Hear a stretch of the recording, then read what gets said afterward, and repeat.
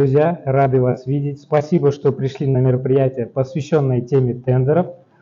Встречайте, основатель и руководитель команды West Tender Freedom Рез Бакытова.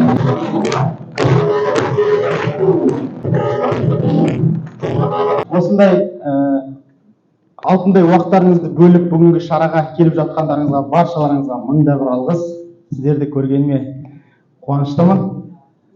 Алла разы болсын. Енді мың жерге жиналып жатқан адамдар қазіргі таңда тендермен айналысып жүрген адамдар, енді айналысқысы келіп жүрген адамдар, бізде оқыған адамдар бар, оқымағандар бар, оқығысы келіп жүргендер бар. Бізден бөлек тендермен басқа команданың адамдары да келіп отыр. Барлықтарыңызға рахмет, қош келдіңіздер. Енді бүгінгі бір-бірлеріңізді білісу, көрісу, енді Орал қаласында бір лотқа немесе бір тендерға объявление кірсең қаншама адам қатысады, сол адамдардың бәріне бетіне қарау деймін ба. Тамаша. Енді бұның бәрі әзіл. Көп тендерда. Енді оны тендермен айналысып жүрген адамдар ғана түсінеді. Енді осы кештен кейін бір-бірлеріңізбен білісіп, может араларыңыздан бір-бірлеріңізбен жақын танысып, команда құрарсыздар. Енді өздеріңіз білесіздер, кез келген бизнеста, кез келген нәрсені алға бастап алып жүру үшін команда керек. Дұрыс па?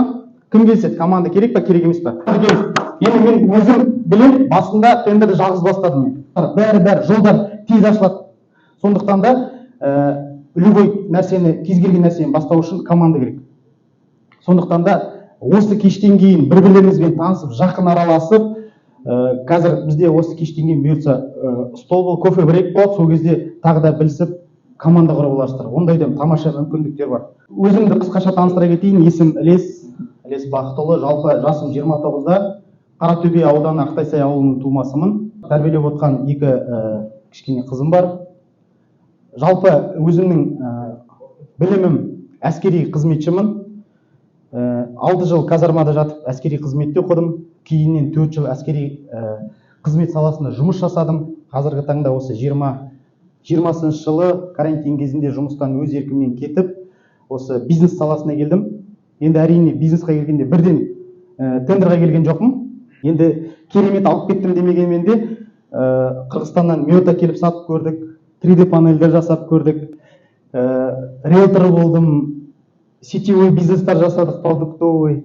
Тағы да білімсіздіктің арқасында пирамидаларға ұрындық, көптеген ақшалар жоғалттық. Сол 2020-дан бастап 22-ші жылға дейін 2 жыл аралығында. Оған дейін енді сол кезде енді қатты неде болдым, күйзелісте болдым. Енді сол кезде әрине қолдаған отбасыма, бауырларыма рахмет. Енді қазіргі таңда сол тендер бастап 2022-ден қазіргі таңға дейін тендермен айналысамыз. Сол тендерға келіп, көптеген мүмкіндіктерге қол жеткізіп, көптеген ақшаларды сол тендер арқылы дәмін көрдік, ұстап көрдік. Тендерде мүмкіндік көп екенін көрдік. Болып тұрған 2 жыл аралығындағы қарыздарымызды, болып тұрған 2 жыл ішіндегі кірген кредиттарымызды бәрін сол тендер арқылы қысқа мезеттің ішінде жауып біттік бәрі. Шүкір, тендерға келген енді ең алдымен енді Алла тағалаға, артынан енді өзімнің айналамдағы жандарға рахмет.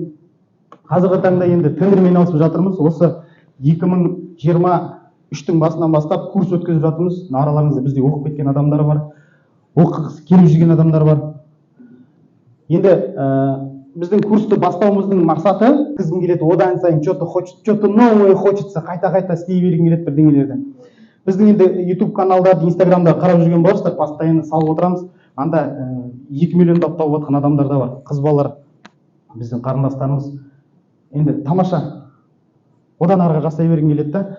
Сондықтан сондай мақсатта біраз адамды оқыттық. Енді шүкір Аллаға, ең алдымен Алланың қалауы, және екіншіден біздің команданың арқасында, команданың жігіттеріне рахмет, мың алғыс жігіттер, от души. Айтып отырмын, қазақ байысын деп.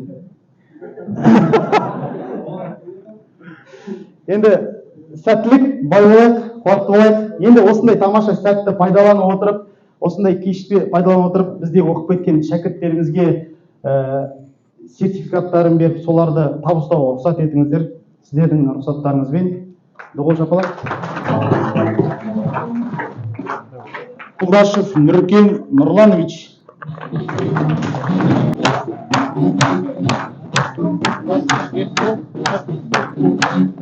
Мінекей неше тендер өттің? Төртіншісіне сұрады. Жалпы пайда қанша? Жаман емес. Пен Серік Бауыржанович.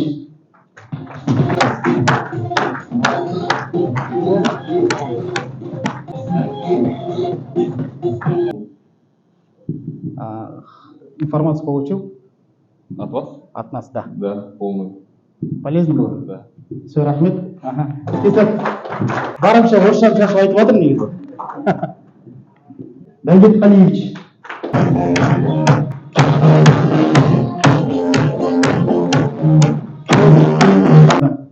Осы тендерді бастады. Сосын не істеді? Сөз шығып кетті. Жолға шығып кетті. Тура мен секілді. Қанша табыс? Табыс қанша? Жаңа айтып жатырмын, 2 тендер жаптық. Пока барлықтарын дейді. Жаңа емес. Уже военныйдан шықпақса.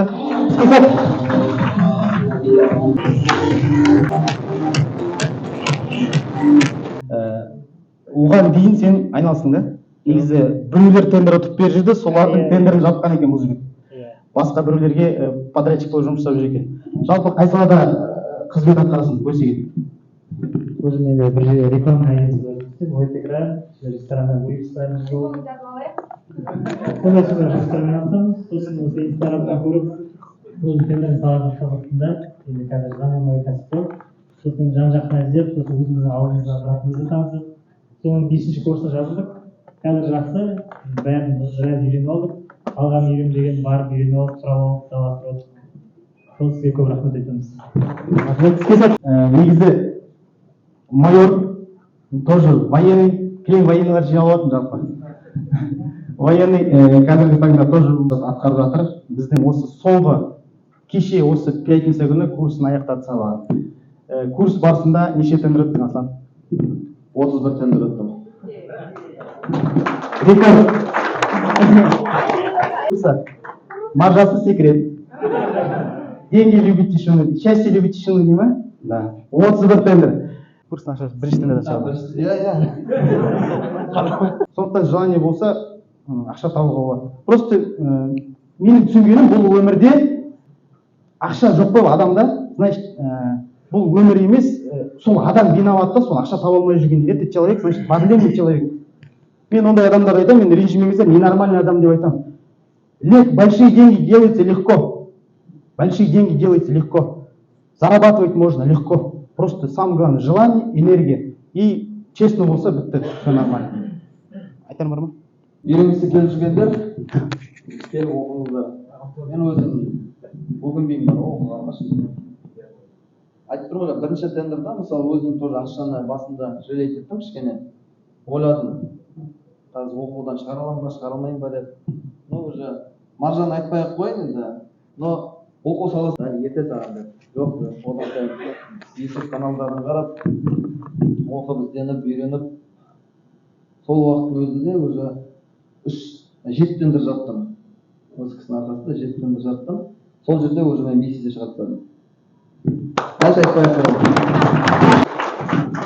После обучения мы с однокурсниками вместе создали команду. Вот сейчас вместе занимаемся тендерами. Всем советую. Еще они открыли офис. Получается, 6-й микрорайон офис ашты. Уже адамдармен бірге бірігіп, тендер айналысып отыр. Енді бұл өзінің айтып отқан жеке тендерім ғой. Бұлар негізі, қайда Алишерге? Алишер жоқ та. Алишердің уже олар ИП емес ТО открыли. ТО ашып алды. ТО-мен уже они участвуют на большие тендера. Просто скромный такой. Красавчик. Спасибо.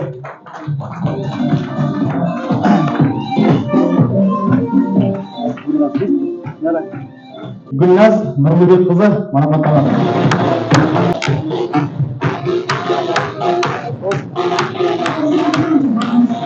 Гүлназ бұрында негізі заказчик ретінде жұмыс жасаған. Заказчик ретінде білесіз ғой біз. Біз поставщикпіз, ар жақтан қабылдайтын адамды заказчик. Сол салада жұмыс жасап, кейіннен гос организацияда ақша аз, значит, тендерами заниматься надо деп бізге оқу келді. сосын бізге келіп оқып алды. Гүлназда біз ауылдаспыз, бір ауылданбыз. Енді өзің неше тендер өттің? Өзім курс барысында 2 тендер қатыстым. Оқу аяқталғаннан екеуін жауап шықтым. Содан кейін қазір майдан бері 4 тендер жауап. Оқуның ақшасын шығарып алдым, Аллаға шүкір. Өкінбеймін келгеніме. Менде теория болды, практика болған жоқ. Мынау сұрақтардың көп болды. Листтің барлығын алдым, жауабын, қанағаттанарлық жауаптар алдым. Өте қуаныштымын. Келіңіздер, оқыңыздар, өкінбейсіздер. Пайда бар. Рахмет сізге. Енді мұнда бізде жаңа айтып кеттік қой. Команда керек, команда деп та. Бектор Асқар. Мұнда Мадияр өзі диджей, Руслан ведущий, спикер, Арман. Прошу. Арман Мадияр бізде. Мыналардың әрқайсысының жігіттердің өздерінің атқаратын жұмыстары бар біздің офиста. Біз бір жақтан жұмысшы жалдамаймыз. Мұнда жігіттермен біз басында бастаған кезде ең алдымен біз Фахриддин деген жігітпен бастадым. Ол жігіт қазір басқа қалада. Одан кейін командаға Қайырбек қосылды. Бізде Қайырбек келді. Сол 2022 жылдан бері Қайырбекпен бірге жұмыс жасап келе жатырмыз командада. Ең бірінші кішкентай офистан бастадық. Бізде бюджет жеткен жоқ, 40 мың теңгенің офисі жайлап сонымен бастадық. Жігіттер келді, көрдім, араларыңызда бар ғой келгендеріңіз. Одан кейін Руслан келді. Сосын жайлап Бектөрге кластасын. Бектөрге кластасын. Негізі бір бизнесмендер айтады ғой, достармен, кластастармен бизнес бастамаңдар. Друга потеряешь, анам оттаған әңгіме ғой. Оттай бір негізінде достармен бастауға болады, просто адамнан байланысты, от человека зависит. Ол смотря қандай адам, кім ол. Біз мысалға Арман тоже кластасым менің. Арман да кластасым. Мадиярмен бір ауылданбыз, Асхатпен бір ауылданбыз. Былай айтқан кезде қазір бір жақта тұрамыз да, танитын адамдар бір-біріміздің. Зато мен бұларды баяғыдан кішкентай кезімнен білемін. Доверяю. Любую сумму доверяю, любой тендер доверяю. Как оно есть, шындық бәрін айтады, вместе обсуждаем, вместе делаем, вместе двигаемся. Өткенде Қытайға барып келдік командамен. Дұғыл шапалақ. Алматыға барып келдік. Біраз жерлерді аралап келдік. Бұның бәрі біздің команданың өсуі үшін, дамуы үшін. Сондықтан да жігіттерге мыңдап алғыс, рахмет. Әрқайсысының өзінің орны бар, өзінің жасайтын жұмыстары бар. Рахмет. Сіздерге де осындай біздің сіздерге де әрқайсыларыңызға осындай команда бұйырсын. Енді бұл жігіттер тек қана тендерға сразу бірден келе қойған жоқ, бұрында басқа қызметтерді атқарған. Енді осы сәтті пайдаланып отырып, командаға бір беретін сыйлығым бар. Соны қалауыңыздар. Бізде мынадай воучер. Мұнда Турция мемлекетіне, Анталия, Каппадокия және Памуккале қалаларынан 2 адамға әрқайсысы 2 адамға біреуі енді 6 адамға берейін деп тұр. Өздері бара ма, ата-аналарын жібере ма, әлде туыстарын жібере ма, өздері 2 адамға болсын. Мұнда 5 жылдызды отельда тегін тұрады, ішіне кіріп тегін тұру, және завтрак, және мынау қалаларды қыдыртып айналдыру, бәрін көрсету, бұның бәрі тегін болады, сол жақта тегін өтеді.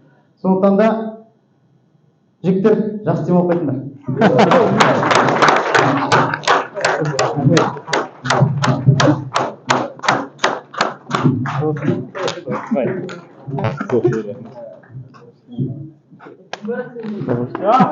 Не барам. Allah razı olsun.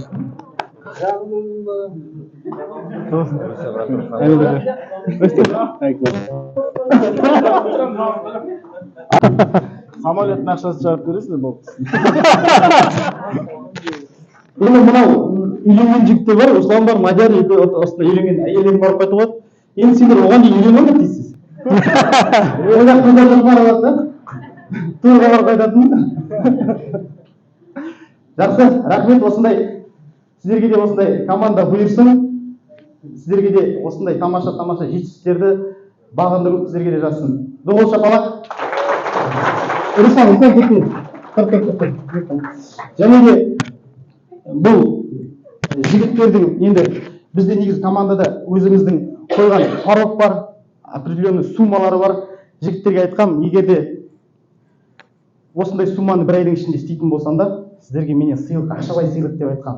Енді жігіттер осылардың арасынан байқап жүрмін, енді пока ол порогқа ешкім жеткен жоқ, бірақ старание енді әдемі тырысып жатыр жігіттерге. Соларға енді тағы да сыйлығымыз болсын деп. Енді үздіктердің ішінен тағы үздіктерді бөліп алдым. Алмаған жігіттер ренжімейсіңдер. Алып келе ғой. 50.000 теңге ақшалай сыйлық. Бұл бірінші күннен бастап мені қолдап жатқан Қайырбек, ең бірінші ой шашқаннан бастап Айрақан идеяларымен, өзінің креативный ойларымен біз алға жетелеп келе жатыр. Сондықтан осындай тағы сыйлықтар Қайрекеңді лайықты деп ойлаймын.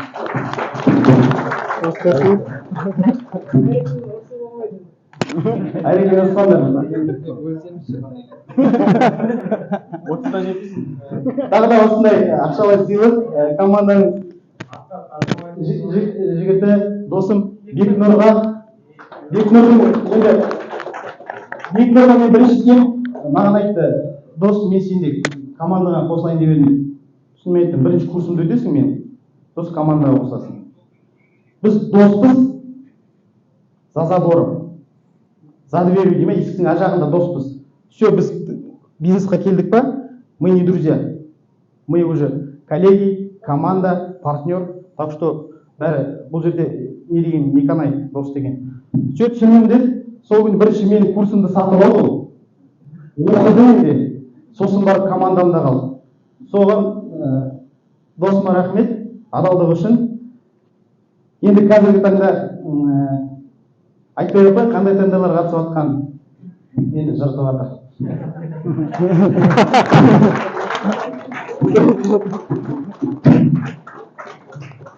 Және менде командада тек үшеу ғана жігіттер. Келесі неде Асқат көтеріпші настроениесімен. Зато Турцияға барасың анан.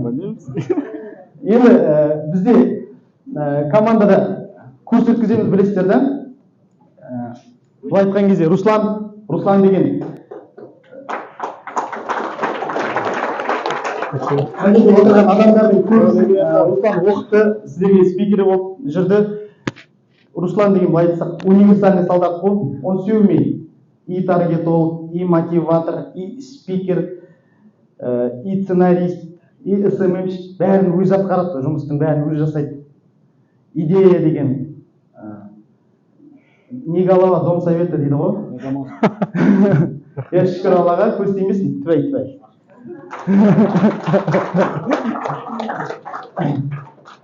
Ортамыздағы сарысы осы енді, тек қана. Қалған бәрі қазақтар. Қазақша кетіп алдық болғанда, документін ауыстырып алып қазақтан. Русланға татарин. Айтпа шеше. Русланға рахмет. Қазір бірнеше адамдарды оқытып жатырмыз. Бұйыртса енді біздің келесі поток. Осы потокты өткіземіз. Алла жазса Орал қаласында понедельник күні бастаймыз ертең. Одан кейін Петропавл қаласына адам жинап қойдық. Руслан мен Петропавлға кетіп жатыр. Доғыл шапалақ. Ар жақтан да звондап, адамдар хабарласып, идеяның үстінен идея. Содан бастап Петропавлда набор жасайтын болдық. Руслан мен екеуміз сөйтіп. Мен орысша сөйлей алмаймын ғой. Мен айтамын, Руслан, короче, ты будешь проводить, я тебе буду помогать деп. В общем, Петропавлға кетіп жатыр. Орыстарды үйретуге кетіп жатыр. Байыса орыс байсын деп айтатын болды мен.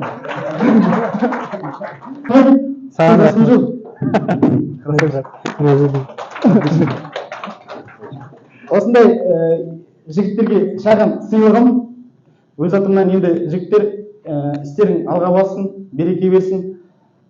Енді келесі беріп жатқан сертификат миллион емес 500 мың болсын, бұйыртса 5 миллион болсын, сөйтіп сыйлық берейік бір-бірімізге. Негізі ақшаны бөлісуден, адамға сыйлық беруден қызғанбау керек екен. Қалай бересің, солай келеді. Бересің келеді. Не надо жалеть. Команду совершила, команда создаешь, и со всеми надо делиться. Бөлісесің, зато все довольны, все будут работать. И я довольный, и они довольны. Мен больше не зарабатываю, олардан көп, нормально, по кайфу, бәріне жетеді. Рахмет жігіттер, іске сәт. Лучше. Взаимно. Бұйыртса, осындай Турцияның воучері ала жатса, осы 9-шы потокта. Ай, тыныш Асқар. Тыныш. Осындай воучер, беш біреу. Давай, один воучер. Біздің потокта нәтиже көрсеткен адамдарға осындай воучер сыйға тартатын боламыз. Қазір мен осы сыйлықты, осы соңғы өткен потокта әдемі нәтиже көрсеткен, 2 аптаның ішінде 31 тендер ұтқан Асланға сыйға тартқым келіп отыр.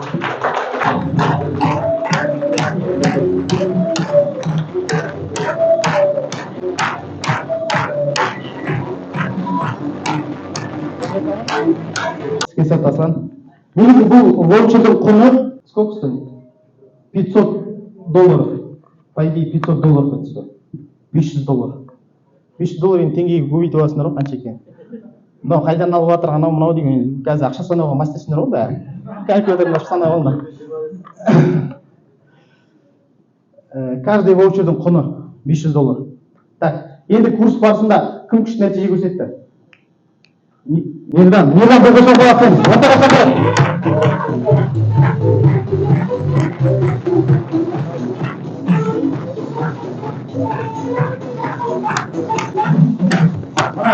Воучерға Мирданда лайықты.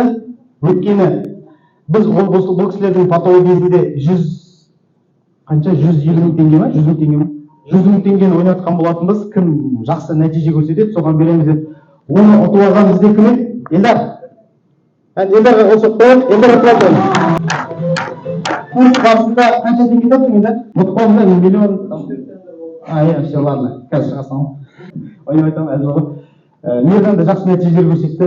Қазіргі таңда оқу бітіргеннен бірнеше ай өтіп кетті. Әлі күнге дейін сондайды, мынау қалай. И қарап отқан кезде Мирданның нәтижелерін көрсең просто таңғаласың да. Үлкен возможность, үлкен есіктерді ашып жатыр, үлкен ақшаларды тауып жатыр. Былай айтқан кезде бұл кісілердің де бір үлкен қадам жасауына біз себепші болдық. Бұл кісілердің нәтижеге жеткеніне де қуанып жатырмыз. Сондықтан да Мирдан осындай воучерға лайықты деп шештім. Енді жеңгем екеуміз Турцияға барып, бала шағаны қалдырып, жақсылап демалып қайтыңдар.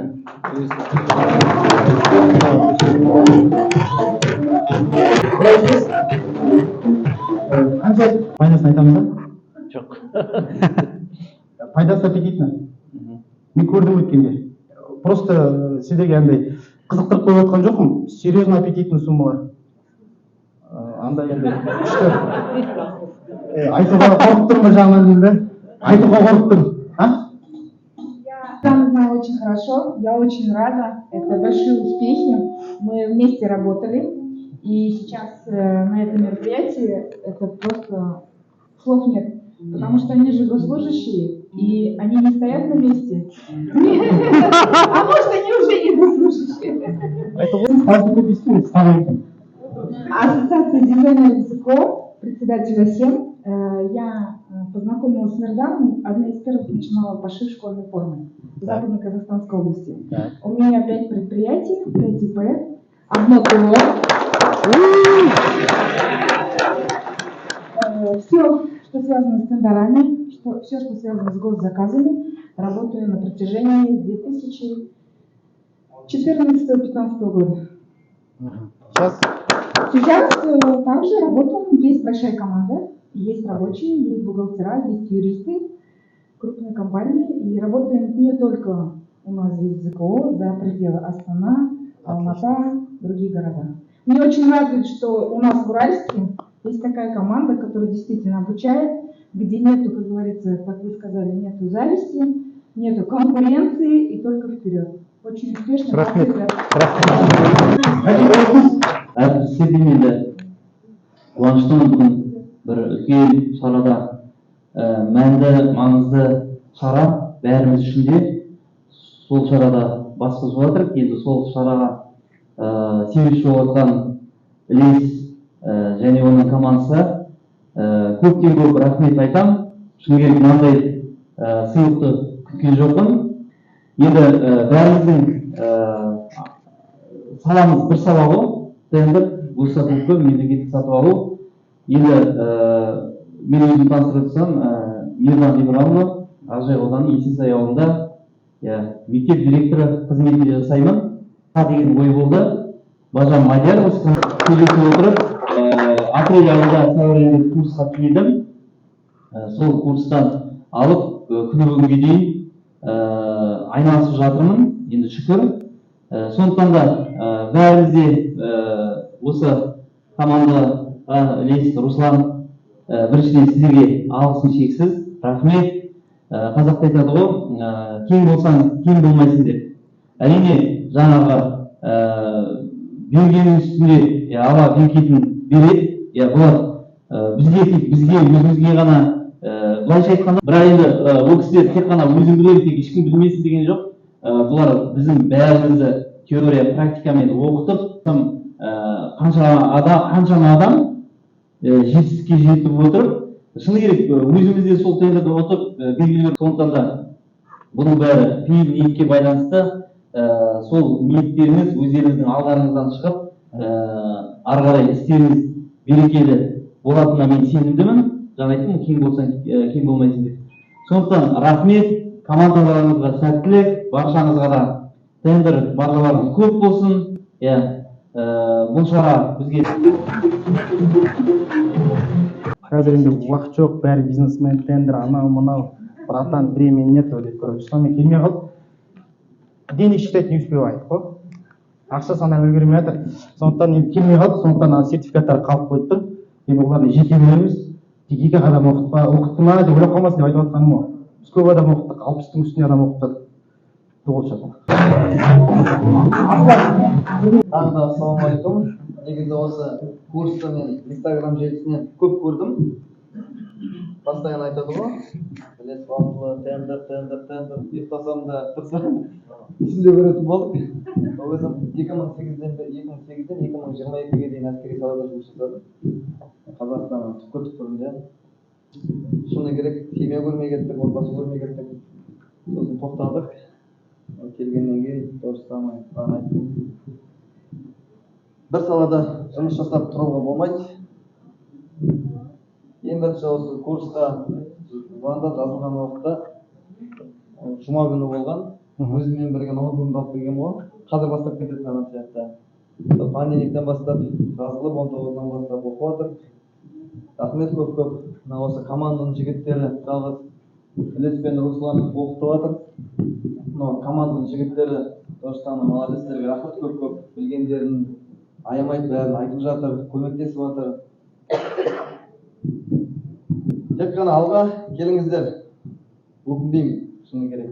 Рахмет сізге көп. Жаңа мынандай дейді, мен ожидал, шыны керек. Я тоже. Бір нені жаңа боучер дайындап отыр еді, айына 2 миллион теңге таза пайда. Жасы 20-да. YouTube каналға мен несін жүктеген болатын, видеосын көзімізше енді интервью алып салдық. Болмаса да ұқсатпақ дейді ғой, журналист ұқсат бірдеңе сұрап, в общем, қойып. Машалла, берсін. 4 миллион білмейтін шығармын, может. Бір біліп айтып кетеміз ба? Елдар, кел фатан. Сенің тәжірибеңмен бөлісе кетейік.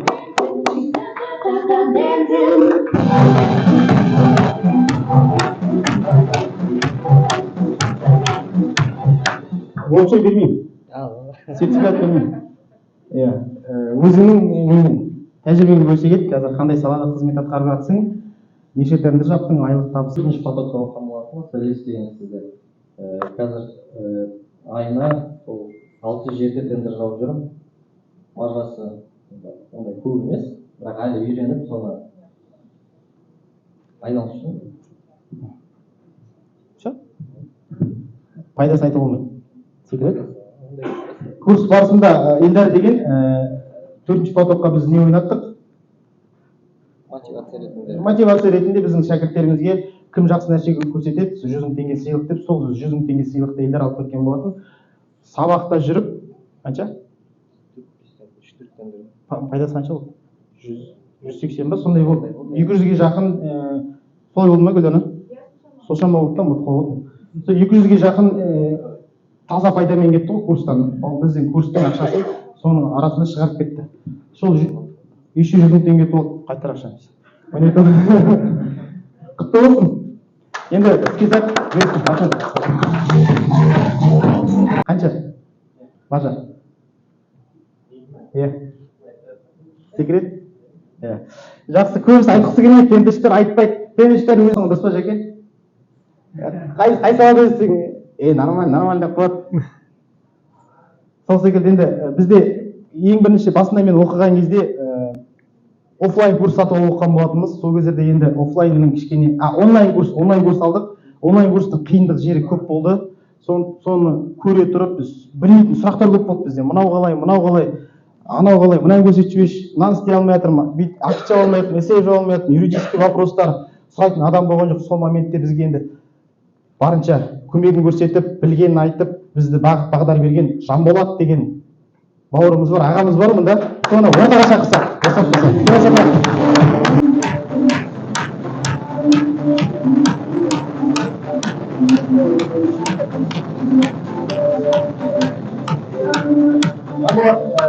Сол бізге бағыт бағдар беріп бізді үйреткен азаматтардың қатарынан болып, енді рахмет, Алла разы болсын. Енді ең алдымен Алланың қалауы, екінші сол да біздің аяқтан тұрып кетуімізге себепші болған осы кісілер. Соны айтамын ғой, Жаке, курс өзіңе жайлап ашып алмайсың ба, бөліп бүйтіп шығып десем, это не мое дейді. Бұл кісі айтпайды ғой. Айтпай жасай береді жаймен. Енді өзінің опытымен, шағын ақпаратымен бөлісе кетсін деген оймен ортаға шақырып отырмыз. Сізге рахмет, көптен көп. Сізге сөз. Ойымды маған ойымды. Зерттеп, баққан, зерттеген қызында білмеген нәрселерді шешкен, проблема шешу деген ол. Проблема емес қандай шынымен просто бір шешім табу да любой нәрсе. Бір жерде шешім тұрады всегда, соны іздеп табу болды. Мен солай қабылдаймын всегда. Проблеманы қабылдамаймын. Сол енді біз ортасын керек берші. Тендер жөнінде бәрі аяқтағы Оборот айтсашы әрі. Ана жылға айтып кете салайын бір общий оборот. Ана жылға 46 миллион, маржа 11 миллион. 11 миллион қазір табыс. Бір адам, бұл команда жоқ бұл кісіде. Енді команда жоқ. Одинокий волк. Жоқ, былай бар енді қасында әріптестер дайын қандай бірігіп қандай жоқ та. Рахмет. Командамен негізі бана айтып отыр ғой, көп, мүмкіндік көп деп. Бұл кісі жалғыз өз жасайды. Ол мазалаған ұнамайды бұл кісіні. Офиста бала шағадан бөлек, жеңгемнен бөлек адам ноутбуктың алдында отырып жайлап жасай береді. Соған кайф это да? Солай ма Жаке? Соның өзінің гаммасына кіріп алған ғой, жайлап отырып жасай береді. Командамен, адамдармен сөйлесу көп ондай жоқ, енді шүкір. Білмеймін, басқа адамдарға Жанболатты сұрамадым десем, айтпайды дейді. Білмеймін, маған неге айттың сонда? Мен үйретіп жіберді осы кісі. Бір нәрсені үйретіп жіберді. Рахмет, Алла разы болсын. Енді мында мен бірге бастаған Азамат деген ағамыз деймін ба, мен коллега деймін ба, қалай айтамын? Азамат, Азеке, ортаға. Елемес деген бауырымыз бар, ортаға, бауырым, кел. Бұл да біздің Орал қаласында біраз тендерді оқытқан адамдардың тоже оқытып, біраз адамдарға бағыт бағдар беріп, қазіргі таңда алға ұмтылып жатқан жігіттердің қатарынан, сондықтан да бауырымызға сөз кезегі берейік. Қазақпыз ғой, бірінші танысайық. Есімім Елемес болады. Жасым 21-де. Тендермен айналысып жүргеніме 3 жыл болды. Ілес бәріміз бір жерден Астанадан бірге оқыдық. Сосын Орал қаласынан бірге айналысып жатырмыз. Ілеске рахмет айтамын. Молодец. Қазір қуанып отырмын шыны керек. Мен Ілесті ешқашан конкурент деп көрмеймін. Менде өзім кішігірім академиям бар. Осылай балдарды, жастарды осылай тендерге оқытып, нәтижеге шығарамын. бұрын мен Элис академия ашып отқанда біз бірге ақылдасып едік. Сол кезде мен Элиске айтқан болатынмын, менің қолымнан келмеген нәрсе мүмкін сенің қолыңнан келер, сен аш деп осылай ақылдасып менен сұраған, жалпы қалай курс ашқан нормально ма, нормально, былай нәтижеге шығаруға бола ма деген сияқты. Солай ақыл берген болатынбыз. Енді Элис бір жағынан мен ағам, менен жасы үлкен, бірге тендерлар болса талқылаймыз, бірге үйретеміз, бір-бірімізден талқылап, разбор жасап, анализ жасап деген сияқты. Мен сіздерді көргеніме қуаныштымын. Мен бұрын ойлайтынмын, бәлкім тендермен Оралда айналысады, көп адам айналыспайтын сияқты деп. Енді мына сіздерді көріп отырғаныма қуаныштымын. Жалпы енді кішігірім өзімнің опытыммен бөліссем, енді курсқа келейін деп отқандарыңыз бар, келгендеріңіз бар. Көп адамның ең үлкен қателігі курсқа келгенде бірінші айда көп ақша табам деп келеді. Бұл үлкен қателік. Яғни сіздер мұғалім болу үшін 4 жыл оқисыздар да, спортсмен, чемпион болу үшін біршама жыл тренировка жасайсыздар. Сол сияқты тендерде бірінші айда көп ақша табам деп емес, көп білім алам деп керек. Яғни сіздер бірінші айда білімге жұмыс істейтін болсаңыздар, қалған айда білім сіздерге жұмыс істейді. Сол себепті енді тендер деген үлкен жауапкершілік, үлкен қызмет, былай қарасаң оңай емес, қызығы да бар, шыжығы да бар. Менің қазіргі айлық табысым 2,5 миллион тендерде. Жылдық оборот менде 50 миллион, жылдық табыс, таза пайда бір 30-35 миллион болатын шығар, таза пайда. Осындай нәтижеге мен бірінші жылдан сразу жете қойған жоқпын. Мен бірінші тапқан табысым 100 мың теңге болды, содан 200 мың, 300 мың, сосын минус 500 мың, минус миллион, плюс 2 миллион, минус тағы миллион, осылай көп миллиондарды, мыңдарды жоғалттық. Мен қарапайым отбасыда дүниеге келген баламын. Бірінші курсты біз, ол кезде курс 70 мың теңге болды, ода онлайн курс. Сол курсты даже 70 мың теңге ақша болған жоқта, займ алдық соған. Займ алып 18 жасында бастадым. Содан уже тағы да тендерді ұтып аласың, ұтып алғаннан кейін ақша керек қой тағы тоже сатып алу үшін да тағы да займ аласың, сөйтіп. Займ алып, жауап, сөйтіп оборот айналдырып, нәтиже көрсетіп, ары қарай алып кеттік. Басында бана Элис айтты, көптеген сұрақтар болды деп, Мыңбатырда мен де бармын. Біздер онлайн оқып алған кезде кураторға связь шығу деген вообще үлкен бір жетістік қой негізі. Қазір мысалы сіздер офлайн оқып жатсыздар, офлайн оқып жатқанда Элис қастарыңызда, командаңыздың қасында, әйтеуір не сұрайын дейсіздер, проблема сұрай бересіздер да. Бізде Элистермен оқыған кезде кураторға связьға шығу қиын болды. Анау қалай, мынау қалай деп кураторлардың надоелін шығарамыз да. Енді маған дұрыс айтып отырсың негізі, желание болмаса бәрі босқа, лучше желание болмаса оқымай-ақ қойған дұрыс. Біздер даже сұрағанда айтамыз, сен желание бар ма, действительно осылай айналысып өзіңді жетістікке жеткің келе ма деген сияқты. Желание болмаса дым бәрі босқа шыны керек сіздерге айтайын. Бәрі желаниенің арқасында келеді, бәрі еңбектің арқасында келеді, бәрі бірден болып кетпейді. Яғни біздер жеткен жетістікті сіздер де жете аласыздар. Сіздердің қолдарыңыздан келеді. Адам жасаған нәрсені адам жасай алады. Бәрі возможно. Байдың да, кедейдің де бәрінің 24 сағаты бар, уақыты бар. Уақыт жоқ деп айтады ғой, уақыт бәрінде табылады. Уақыт тек қазір президентте жоқ. Қалған бәрімізде табыс тауып, жетістікке жетуге уақытымыз бар. Рахмет болғым. Бірақ мен негізі ноутбуктың алдында отырған кезде больше зарабатываю. Бірақ та бұл менің айтқан кезде хобби деген сияқты, өзімнің хобби. Сол секілді елемес бауырымда сондай өзінің хоббимен. Сол біліммен мен жұмыс істеп жатырмын әлде. Но өзім никак айналыса алмай жүрмін. Жағдай келмей қалады, Қош айта жоқ, қалшыда и рахмет, осындай семинарға елемес тоже қады мотивация алдым. Тағы да өзім қайтадан менде вера бар, что тендерде ақша бар, тендерде мүмкіндік бар, что наконец-то уақытым жетіп, жағдайды келтірем, қайтадан кірем. Соған мотивация алдым. Рахмет. Тамаша, команда өсіңіз. Идрап алды. Являющийся мотиватором, коучем. Встречайте, Нурлубек Исламович.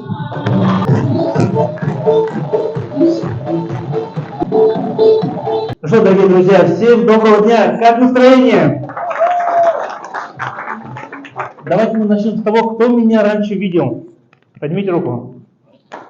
Так, остальные телевизор не смотрят местные, да? Меня каждый день по телевизору показывают местные. Значит, поняли, что телевизор не смотрите. Я вас поздравляю, что правильно делаете, что не смотрите телевизор и меня не видите там, потому что меня там не снимают. А телевизор много смотреть, это очень вредно.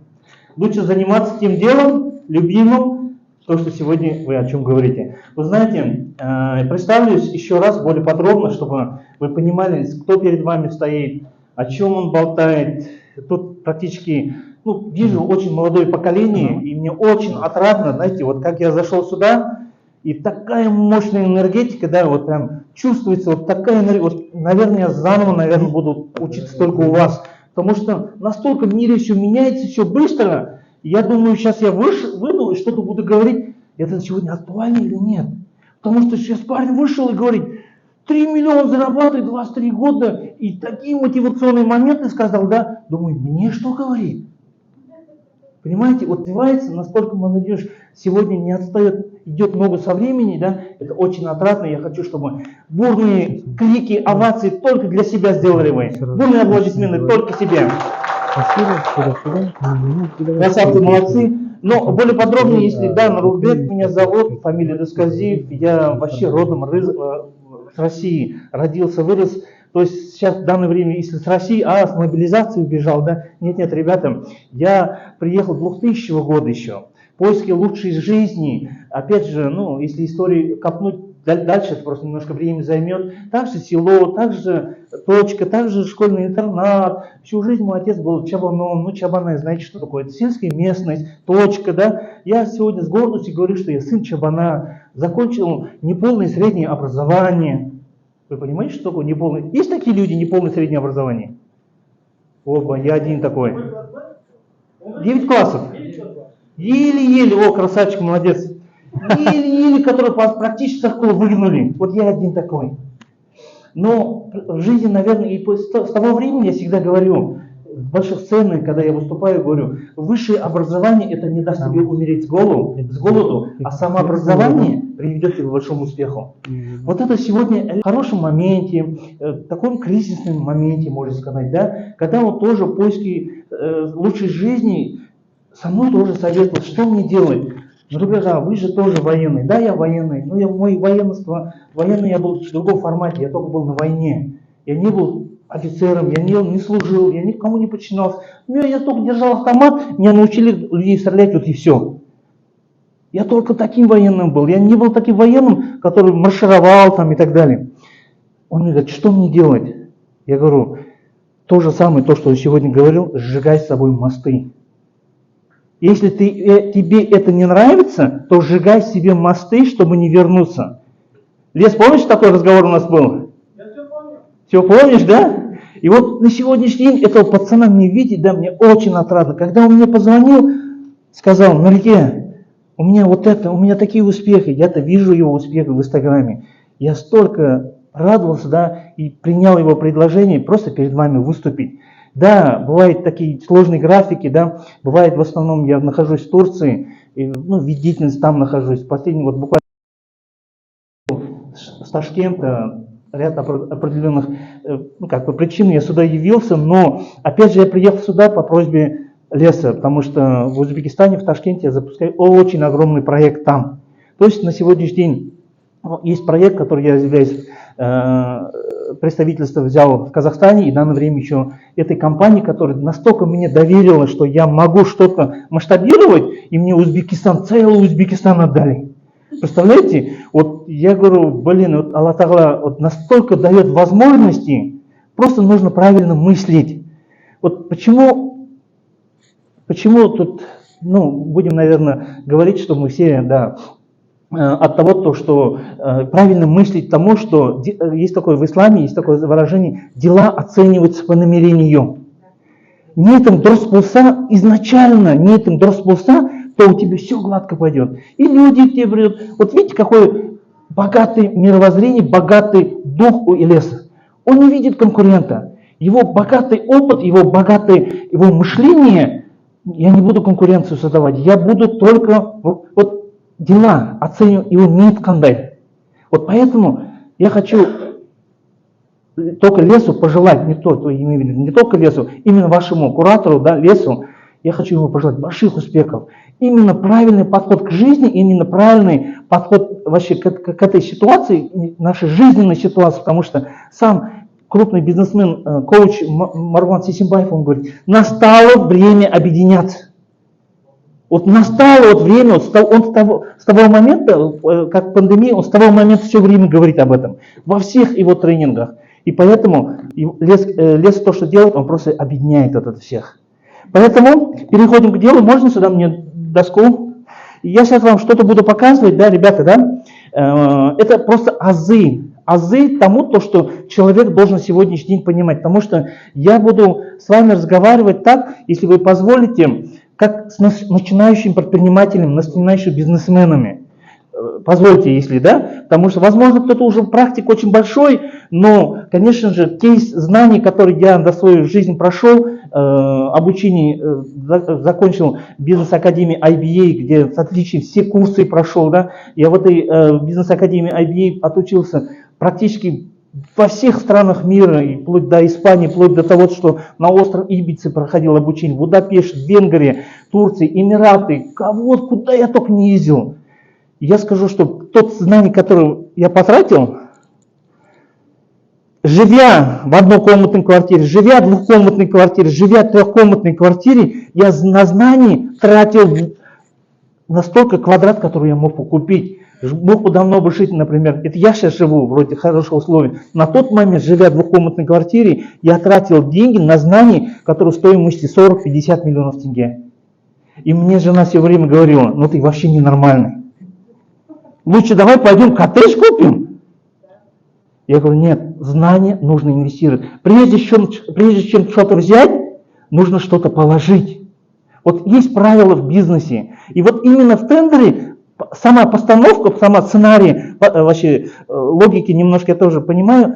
Прежде чем что-то взять, ты должен что-то положить, правильно? Поэтому, ребята, маркер, спасибо. Для того, чтобы вообще понимать, что мы вообще делаем, и потому что вы молодое поколение, я хочу, чтобы вы четко знали, немножко есть такая формула, да, жизненный путь обычного человека. Вот реально, неважно сегодня вам сколько лет, 20 лет, 30 лет, 40 лет, просто давайте мы немножко разберем его, да. Вот с рождения до 20 лет и до 60 лет и до бесконечности, то есть 3 этапа вашей жизни. Это практически азбука бизнеса, то, что я вам сегодня говорю. Но из этого вы извлекаете для себя плюсы, для себя что-нибудь новое.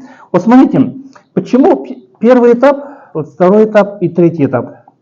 Почему первый этап называется нетрудовой период? Почему? Как вы думаете? Кто мне ответит на этот вопрос? Детство. Мы на содержании родителей, мы учимся, мы практически нам по барабану, так или нет? Настолько еркелимыз, акишимбар, даже если, у кого разные судьбы, например, отец мой ушел из жизни, когда мне было 13 лет. Да, я 13 лет начал работать, я 13 лет начал зарабатывать. Вот поэтому у всех по-разному, но просто возьмем вот большинство, да, потому что многие из вас, конечно, может быть, раньше что-то начали. Вот смотрите, именно фишка в чем тут, да? Фишка в чем, что мы на сегодняшний день, это называется нетрудовой период. Вот давайте мы разберем с 20 до 60 лет.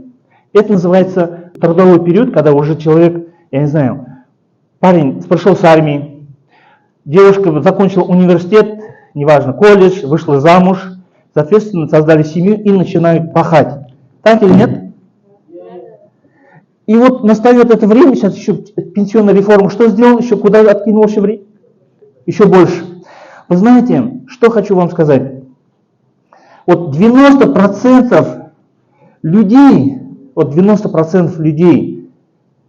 выбирают профессию, вот 18-20 лет, выбирают профессию в этом возрасте, когда совершенно не понимают о том, что в жизни это надо или не надо, но заканчивают. Потом в это время, вот трудовой период, ходит на ту работу, которую терпеть не могут. Так или нет?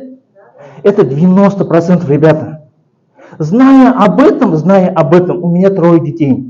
Зная об этом, я никогда детям не говорил, что Учить. Потому что почему? Потому что они видели дома мой аттестат. Все тройки, только физкультура 5 и все. Я никогда не говорил о том, что учиться высшее образование. Отучитесь, пожалуйста, да? Поэтому на сегодняшний день даже вот мои дети, даже мой сын, тоже 2000 года, он сейчас не работает по найму. Да, я ему говорил, он закончил политехнический университет города Саратова, устроился вроде бы на завод металлист, и вот сказали, карьера будет вот так. А сколько это карьера, когда я вырасту через 2-3 года, сколько это будет? Ну, примерно будет 300-400 тысяч. Он сказал, нет, папа, не надо. Понимаете, вот настолько то, что вы сейчас в данное время чем занимаетесь, это вообще все круто. Вы в своем круге, как бы, я не знаю, құрдастардың арасында вы самые топчики будете. Вы это верите? А кто-то, есть такое выражение, да, если ты сегодня будешь делать то, что другие не делают, ты завтра будешь там, где другие не смогут быть. Это Конфуций сказал. Теперь смотрите, почему же вот этот трудовой период, и вот получается, что мы, когда отсюда мы уходим куда-нибудь в бизнес, если мы не в бизнес не уходим, когда остается нам примерно 50-55 лет, и знаете, у нас какая мотивация появляется? Вот мне сейчас 47 лет. Вот тех людей, которые 50-55, знаете, какая мотивация появляется? Дожить, доработать, хотя бы до минимальной пенсии. Так или нет? Хотя бы абузы, балдарға болмай-ақ қояйын, хотя бы соны алып отырсам да, представляете, вот такая мотивация. Это разве мотивация? Когда можно сделать что? Когда вот именно вот этот период можно сделать. Вот давайте мы немножко разберем вот этот период. От 20 до 60 лет. Вот давайте просто примерно разберем. Вот допустим, вот меня просто на примере меня возьмем, а вы сами на себя примеривайте. Вот, например, мне сегодня 47 лет.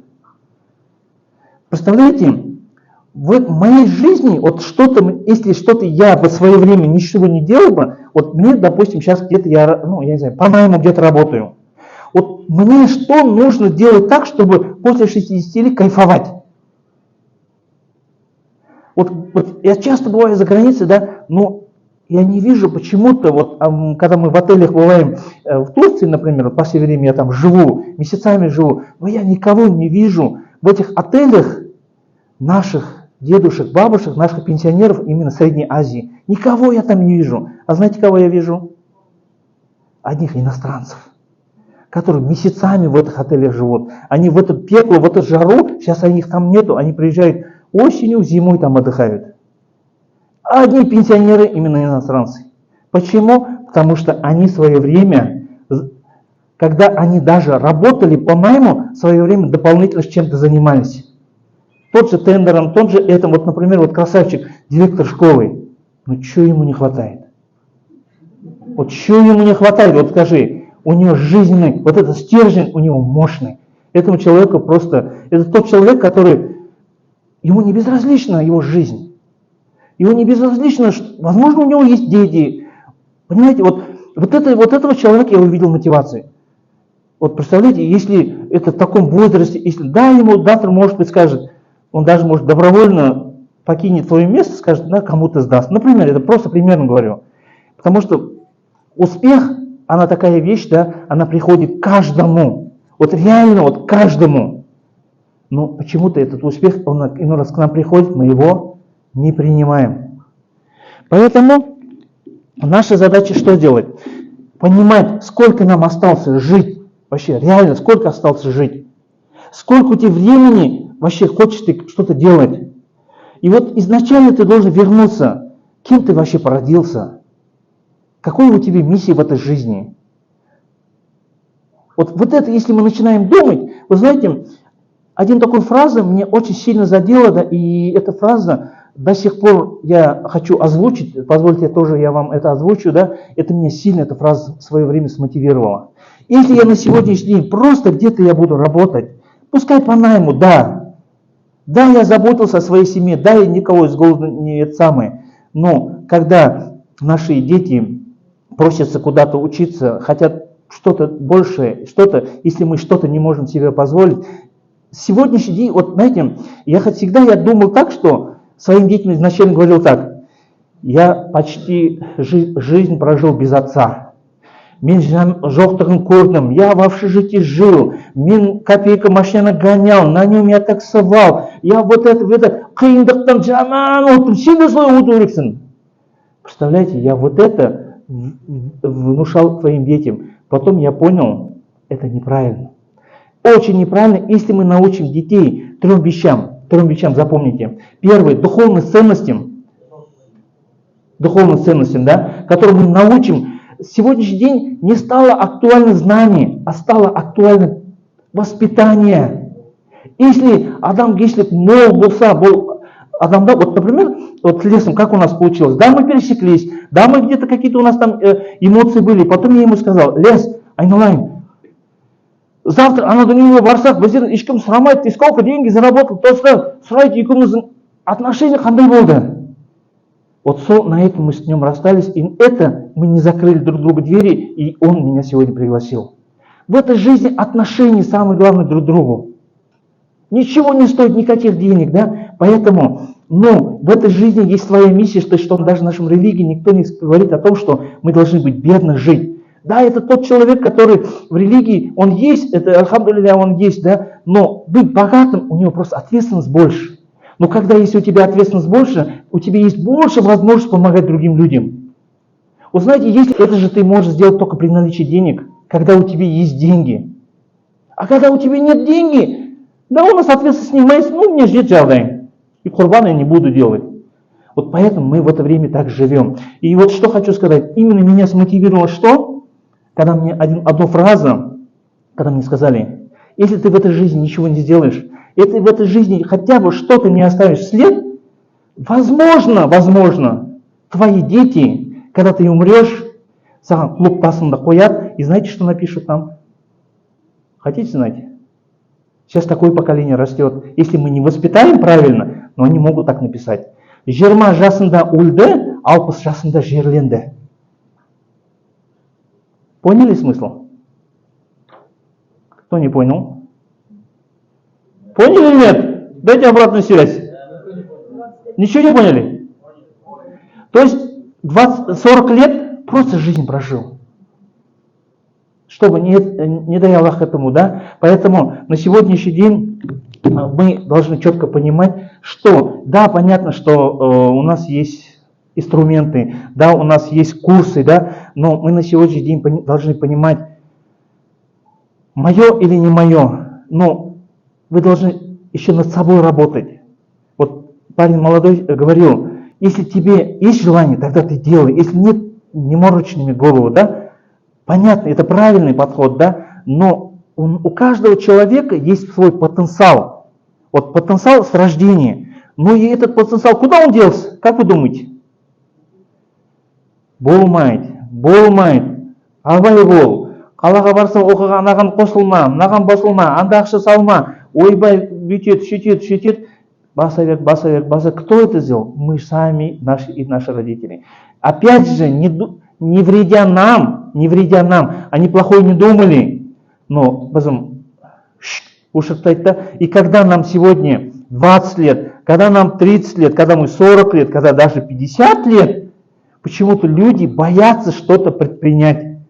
Даже почему я не удивляюсь, даже среди вас даже есть такие люди, кто закончил курс, кто-то сегодня топовый результатами делится, а кто-то сидит и говорит: блин, я вместе с ним учился, я давно этот тендер знаю, но почему-то я до сих пор не зарабатываю. Есть такие же?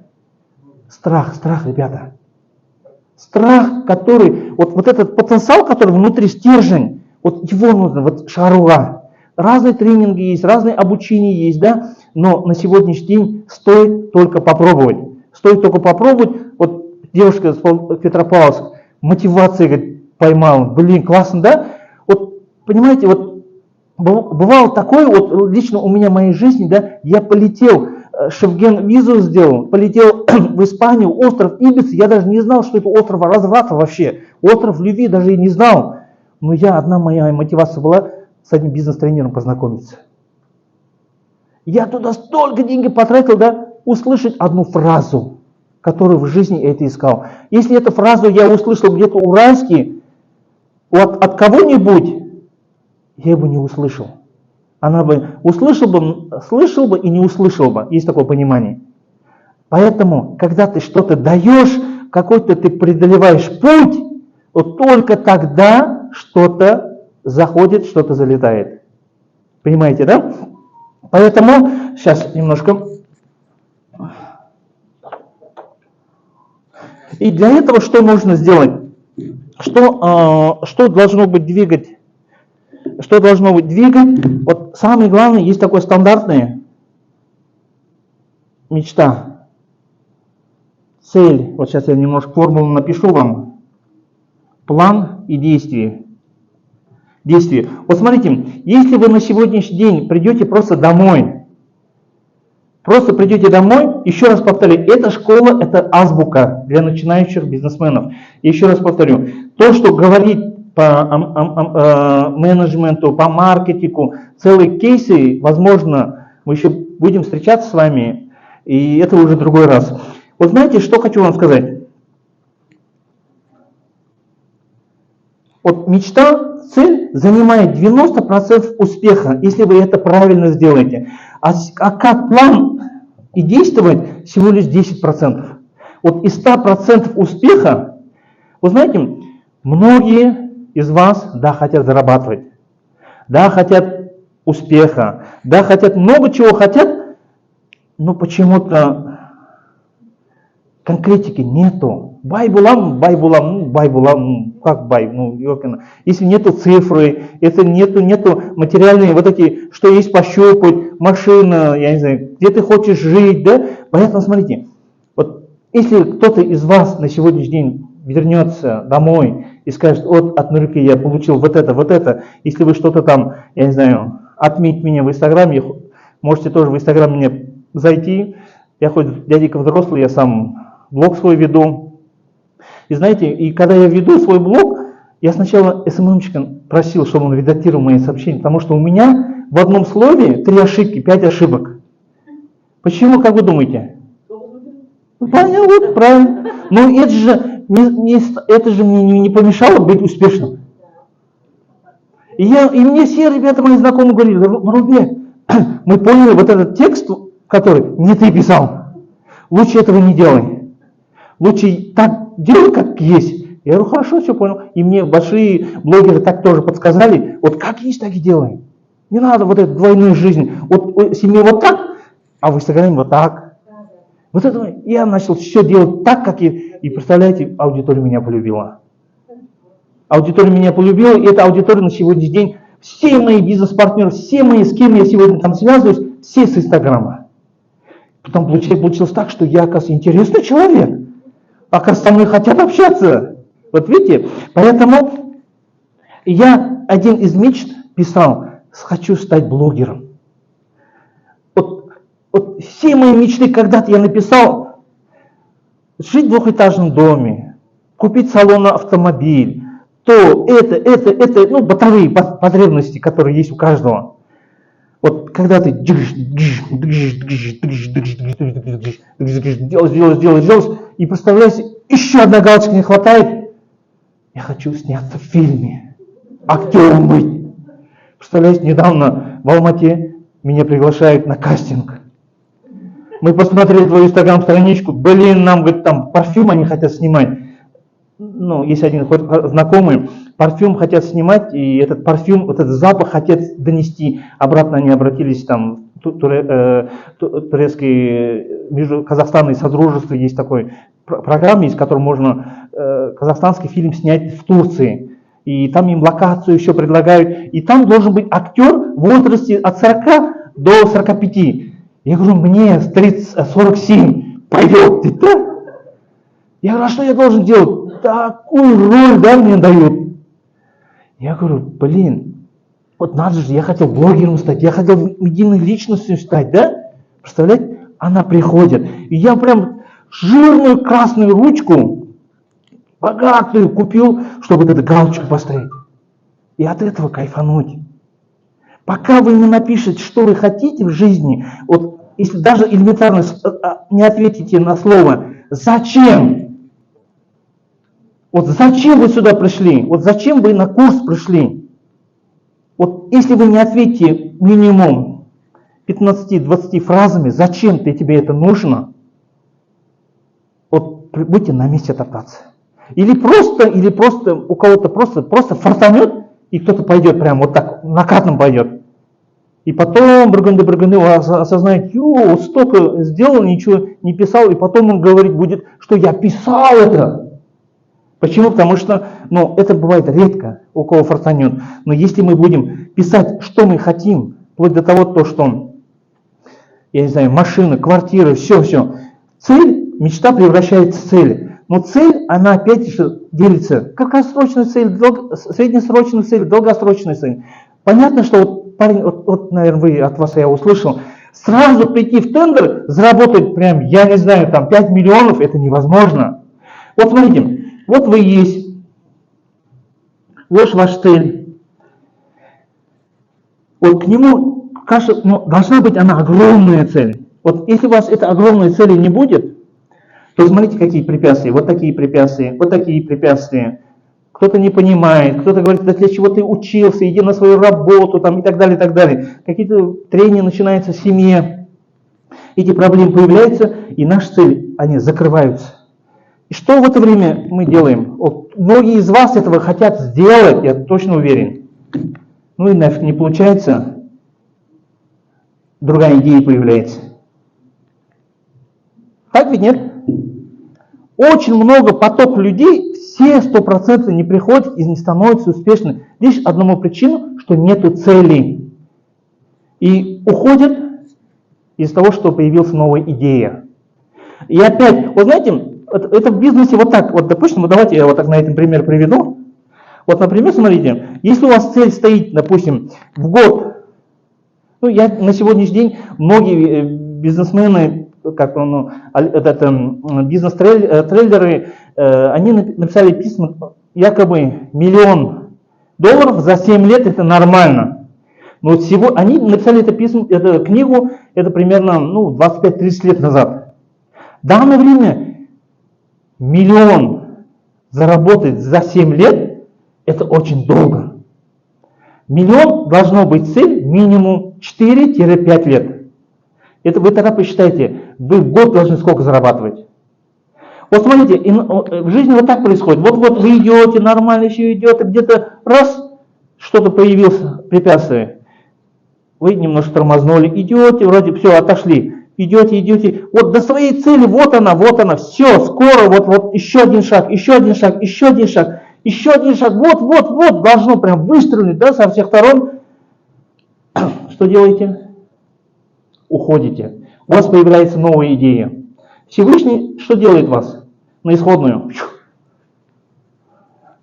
Вы опять какой-то проект начинаете. И опять идете. Чуть-чуть вроде бы остался. Опять новая идея получается. Если на сегодняшний день тендер работает, если вы сегодня перед глазами столько проектов проходит, вы же видите это все, и кто-то успевает, кто-то не успевает, он заново приходит, правильно? Это о чем говорит, что этот рынок еще есть и будет и для вас, возможно, и для ваших детей. Потому что госзакупка, это именно в нашем государстве, это будет еще ой-ой-ой, сколько будет продолжаться. Это такой бизнес, это вообще без дна, доход там без дна. Если вы это четко поймете, тогда ваше необходимо поставить цель, когда вы хотите это все реализовать, план действий.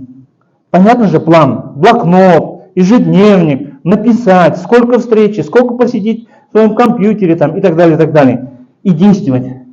Арихет Саурик, да? Это необходимо. Но когда вы получите результат, может быть результат хороший, плюсовой, может минусовой, может быть нормальный.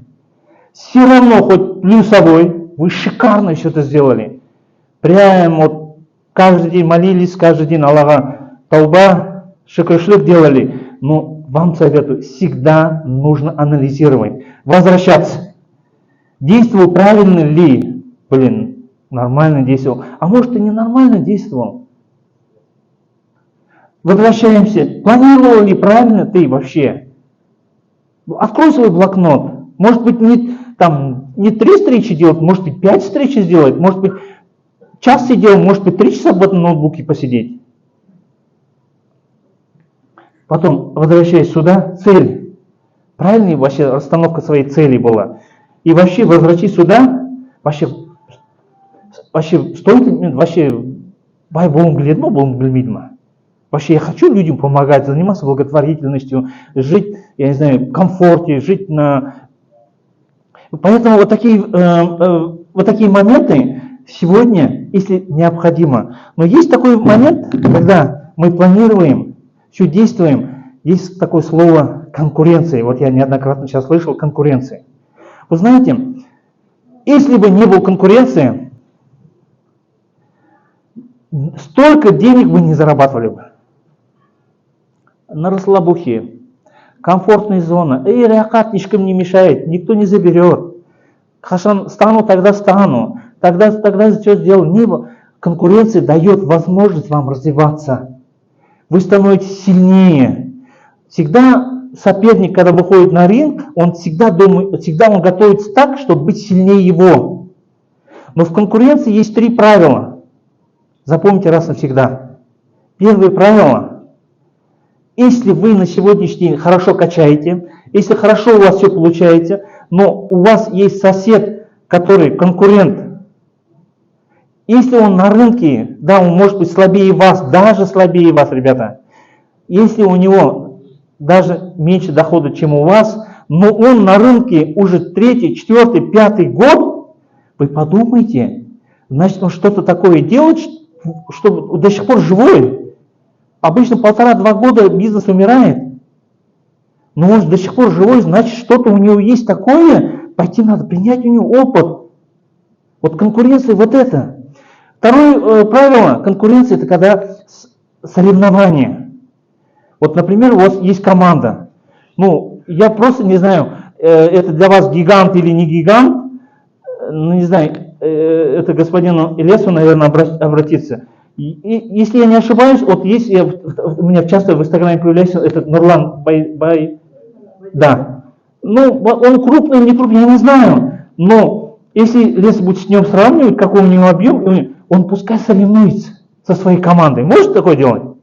Вот это конкуренция, есть такое правило. Вот первое я правило сказал, второе, говорю, соревнование устраивать. Быть лучше. А третье, ну это в традиционном бизнесе, линейном бизнесе, это приветствует, это нормально. Если есть там хорошие кадры, каким-то образом, хорошим намерением, просто пригласить себе. Это 3 правила конкуренции, это в любом бизнесе традиционно, это любой вам спикер об этом скажет. Поэтому, это правило, но почему я говорю, что конкуренция — это самая лучшая вещь, чтобы вы стали более сильными, более профессиональными, и на сегодняшний день, чтобы просто не было вам равных. Понимаете, вот я на сегодняшний день опять анализирую то, что пройденный мой путь, да, у нас в классе было 3 девочки отличники, 1 парень тоже отличник был, да, и я сравниваю, когда еду, в свою деревню, аул, да, барганда, представляете, когда моя фотография висит в школе, когда моя фотография висит в клубе, как благотворитель, представляете, тебя народ как встречает. И к моей маме, которая заходит домой всегда с подарками, там, день пожилых людей, день мамы, и говорят, ваш сын меценат, ваш сын благотворитель. Он же был такой хулиган, как ты его воспитал? Он говорит, не знаю, он поехал в Казахстан, говорит, и таким стал. Опять же, пришло время у каждого, наверное, просто остановиться, и настает то время, когда что-то делает в этой жизни. Когда начинаешь понимать, почему ты на этот свет родился. Поэтому, уважаемые участники, я искренне рад, что я с вами тут. И, конечно же, я буду... Каждого из вас, я практически у меня, и каждого из вас, если где-то увижу в журнале Forbes или каких-то бизнес-журналах, дабы хотя бы в этом нашем журнале, который бизнес-история, успешная история, хотя бы там, если я вас увижу, я искренне буду рад, даже возможно, позвоню и позвоню, приглашу на ужин, да. Поэтому, ребята, искренне вам желаю. Самый главный, миссия должна быть изначально правильной, с добрыми намерениями и хорошими, то, что вы несете благое дело в обществу. Желаю вам всем удачи, процветания. До новых встреч. Спасибо. Сөзім жерге тастамай, қолдап келгеніңізге барыңыздар. Рахмет. Бай болайық, қуатты болайық, осындай ағаларымыз көп болсын. Рахмет. Енді тамаша кеш біздің аға әпкелеріміздің, қарындастарымыздың батасын алып, батамен елге көреді дейді ғой, дами берейік, көбейе берейік. Енді кешікпесе қазақ боламыз ба, болмай қапты, айып етпейсіздер.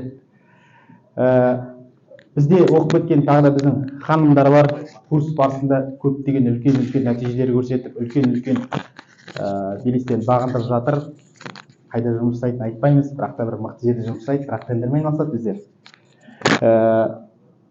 Тендер курсы мемлекеттік сатып алу саласын меңгеріп, нарықты зерттеу мен сауданың бағытын толық үйренгені және курс барысында көрсеткен нәтижелері үшін Оразова Гүлнұр Селбаевна марапатталады.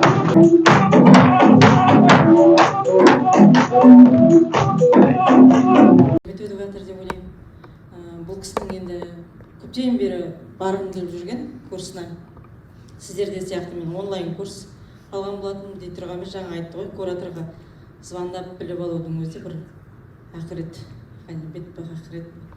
Сол енді бұл кісі ұнағаны, Ілес Бақсолмен Руслан бар командаларын разжевать етіп, бәрін түсіндіріп, от и до, жаңағы мектеп алды балаларға сабақ бергендей, кәдімгідей түсінікті қылып, қарапайым тілмен береді. Рахмет, көп дәріс алдық, көп мәлімет алдық.